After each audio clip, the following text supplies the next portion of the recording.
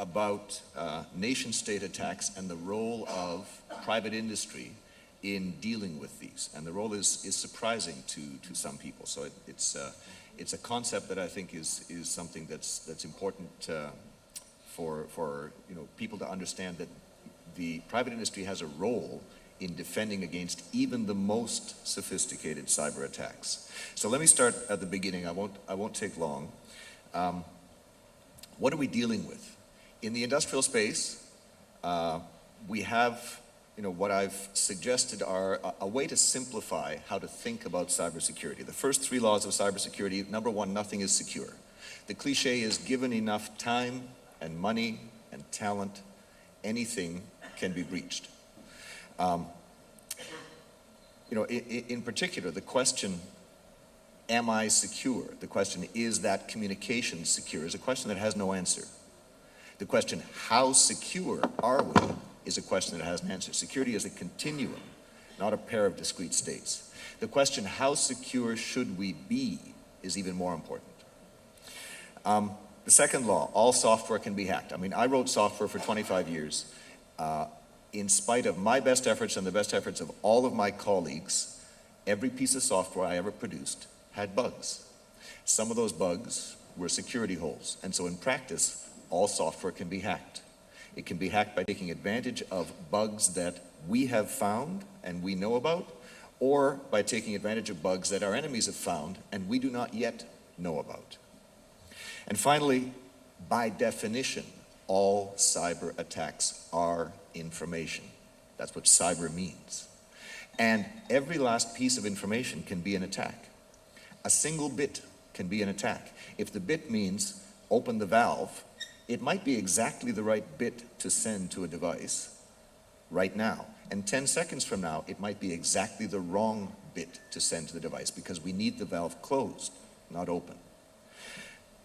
So what this means is, in principle, now this in practice is much harder than it sounds, but in principle, if we have a sufficiently resourced and capable adversary, they can breach any of our software and cause the CPUs that are controlling our physical processes, cause those CPUs to issue any unsafe instruction that the CPU is physically and electrically able to issue. Some examples of this, but I won't go through it all.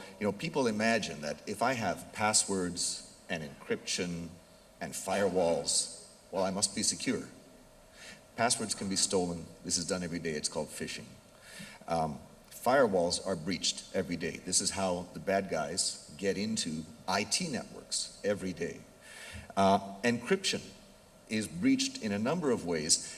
The least well-known way is that if we have compromised an endpoint of an encrypted communications, we can attack the other endpoint through the encrypted channel. People imagine that encryption saves us, but in fact, encryption saves us from attackers who are sitting outside of the conversation. If we've compromised an endpoint, the crypto system encrypts our attacks just as happily as it encrypts legitimate communications. And finally, intrusion detection. We talk about the role of government. I'm going to talk about government on the coming slides. Information sharing is something that governments set up. It's a program that we take advantage of. Intrusion detection is a program that some governments have. It's a program private industry has. The problem is that both of these take time, and a sufficiently resourced adversary can attack a large set of targets simultaneously, faster than the government can respond. And this is one of the big differences between the industrial cyber domain and the physical warfare domains of air and land and sea. In the physical domains, we expect our government to protect us from the most sophisticated attacks. Is it reasonable to expect a power plant to defend themselves against 100 tanks and fighter jets coming at them, blowing holes in things? No. This is what we call on our government to protect us against. The problem is that if we look at this spectrum here on the right-hand side are the most sophisticated attacks. the attacks that, cyber commands all over the world, in nations all over the world, are developing these attack capabilities. These are the attacks, these are the attackers that have all of the money they need, all of the talent they need, all of the time they need to defeat any cyber defense that we set up. We naively expect governments to defend us against this class of attack, but it turns out that in practice, government mechanisms cannot move fast enough to defend against all of these attacks. As private industry, we have a role, and there are easy things, or comparatively easy things we can do to deflect these attacks and reduce them to the point where government intervention can help. What I will say as well is that in this threat spectrum, it's a difference on the right-hand side between low frequency, very high impact attacks. This is the cyber war domain, low frequency. I mean, when was the last time the entire power grid in any nation, the entire grid was knocked out by a cyber attack? It's never happened. What is the probability that it will happen next year in this great nation? Well, nothing is secure, and so the probability is not zero. What is it? We don't know. What's the impact? It would be huge.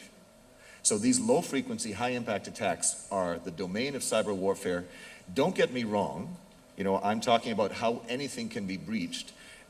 Most of the security mechanisms that most of the vendors in this space will talk about are mechanisms that are dealing with the other end of the spectrum, which is high-frequency, low-impact attacks. What's the impact on a power utility of a single user stealing electric power through their smart meter? It's minor. What's the impact of thousands of these people doing it? Well, it starts adding up. These high-frequency, low-impact attacks are what conventional software defenses are very good at addressing, and we need those problems addressed. But we must also address the high end, and this is where most security programs, and I've seen some exceptions in this country, there are some very sophisticated security programs among private industry in this country, but most private industry, in my experience, is not addressing correctly the high end of the attack spectrum. What can we do there? I'll say just a couple of words. In the last 12 months, there have been some very sophisticated mechanisms, affordable mechanisms put in place by a minority of industrial sites. In the last 12 months, we've seen a lot of those mechanisms documented. And this knowledge is now in the public domain of how to mitigate the most sophisticated threats. One way to do this is with what's called Security Process Hazard Analysis Review. It's a book that came out late last year by the folks at Connexus, who have done safety systems forever. It talks about how to use a safety system analysis, a standard safety system analysis, apply some cyber knowledge to it, and basically make your physical process immune to safety consequences of cyber attack. And in hindsight, it's obvious how to do this. What they say is, look, if you're worried about a cyber attacker causing a boiler to blow up, put an overpressure valve on the boiler, so that if the boiler overpressures, the valve, the spring on the valve is physically forced open and the pressure is released. It's a physical way to prevent physical consequences of cyber attacks. It does not matter how sophisticated our enemy is if the valve opens and nothing blows up. The approach, though, is limited to safety consequences. It's an important approach. I suggest that all engineers involved in cyber and safety need to read this. It's a brilliant book because in hindsight, everything in it is obvious, but it's something we didn't know until we read the book. But it's focused on safety. It's not focused on other high consequence possible attacks. There is a book that's coming soon. It's supposed to be coming out in the third quarter of this year. It's written by Andrew Bachman at Idaho National Labs. People have been talking about this approach for 3 years. There's been almost nothing publicly disclosed about it. In this week's Industrial Security podcast, if you subscribe to the podcast, it's free of charge, Andrew Bachman talks about the approach for the first time from top to bottom. And he makes it clear that, yes, it has a lot of the same concepts as the Security PHA review. It talks about the same physical mitigations for safety consequences, but it also talks about equipment destruction. It's one thing, and a quote on the bottom here is from a CEO of a utility that helped pioneer, that helped pilot this approach, this methodology. His quote is, look, we have hurricanes come through here all the time. The lights are out for days or even, a week or 10 days in the worst case. That is disruption of the supply of power to our consumers. We can deal with disruption. We cannot deal with destruction. If a cyber attack has destroyed our turbines and destroyed our high voltage transformers, we cannot replace them in a day or a week or even a month. We cannot afford destruction. So the methodology talks about physical mitigation for preventing the destruction of vital equipment, in addition to preventing safety consequences like casualties at the site or environmental disasters.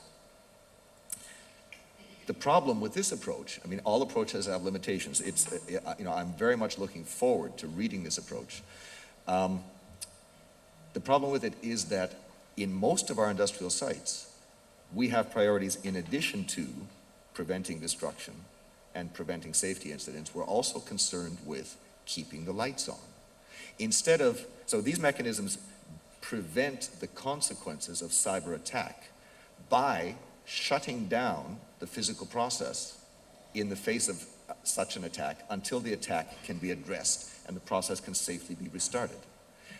Most of us do not want to shut down our physical process. And so there's a new approach here. This is my book, but let me say right off the top, these are not my ideas. I am acting as a journalist here. We work with some of the most secure sites on the planet, and this is my attempt to finally gather in one place and document the techniques of the world's most secure industrial sites. And some of these techniques are really surprising to the average practitioner.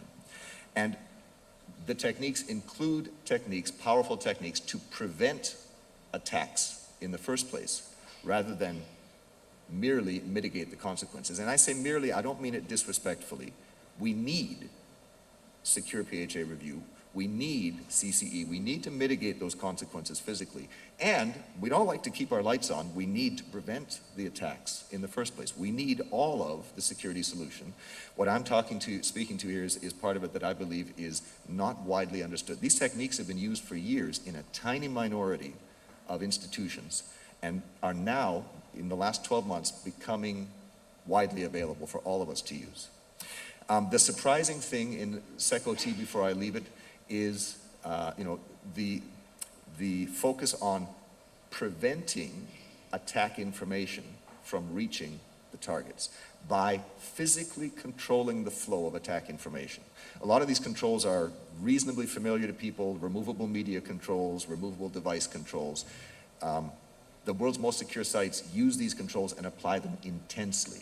What is surprising is most of these sites forbid firewalls between control critical networks and external networks. They use something called the unidirectional gateway.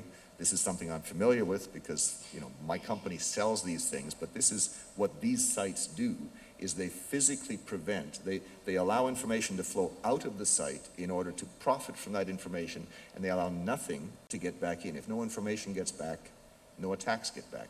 So, and it's much more complicated than that. There's always a need for something to get back, and there's a whole range of techniques to apply physical discipline to the information, the tiny amount of information that needs to trickle back into these control critical networks.